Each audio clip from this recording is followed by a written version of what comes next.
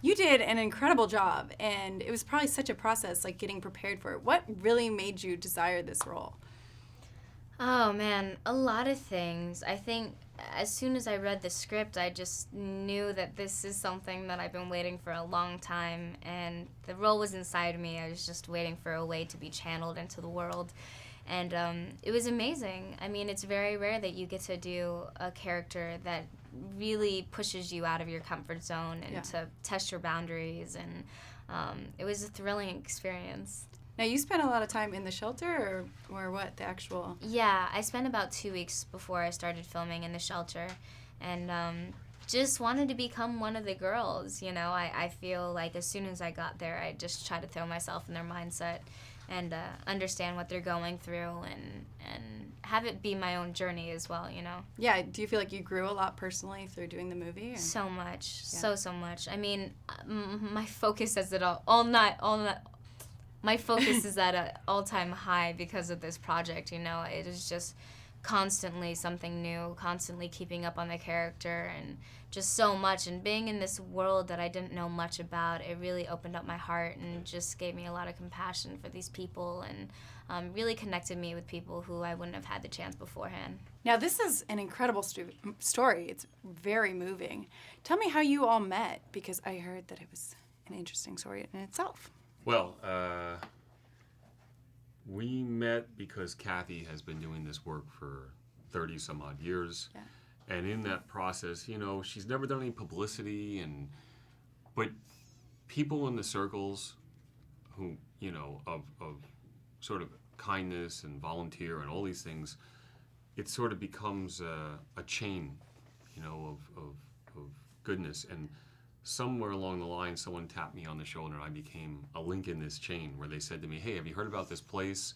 It's this woman, she was homeless, and she got back on her feet, and she started shelters in her own home with Mother Teresa and honored in the White House, and it all sounds like an incredible story. And one Christmas, I went to go visit my brother, who happens to live about a mile from the shelter. Oh, wow. And I usually volunteer for holidays for food banks and shelters. And I knocked on her door and introduced myself, and one thing led to another, and then I ended up living there for a year, writing a screenplay to help get this message out to other people that there are places like this that exist, and we need to know about these places. Yeah, the shelters have definitely impacted people. How do you kind of hope that the movie impacts people? I hope that the movie impacts young people to say that there are other shelters out there, and there are. Ron has them on his website. I have them on my websites. You can go on the internet. And my website, it's severalsources.net. And the other thing is I hope people will be inspired to open shelters. I had a 10-year-old girl come up at one of these events, and she stood next to me, and she said, I'm opening up a shelter. And her mother was in the audience looking at the whole time. I think the two of them are going to do that. Wow. And it's needed. And faith is what started Several Sources and maintains Several Sources. Right now, one of our shelters is closed temporarily just for lack of funds, but you know, I have the faith that God's going to provide it, and we need that shelter to be reopened because people are going to start coming to us more than ever saying, hey, I really need a place to stay. I'm pregnant and I'm homeless.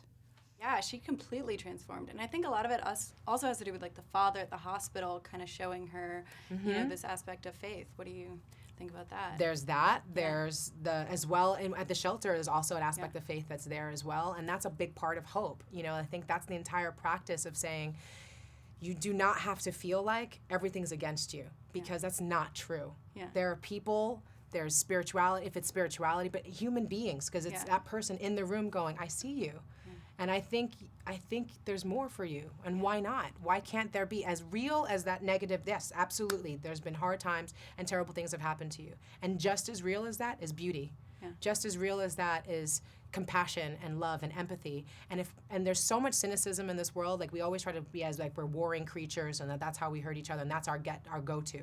If that were true, humanity would have long since ceased to exist. Yeah. The reality is we are not like horses born and can just trot out.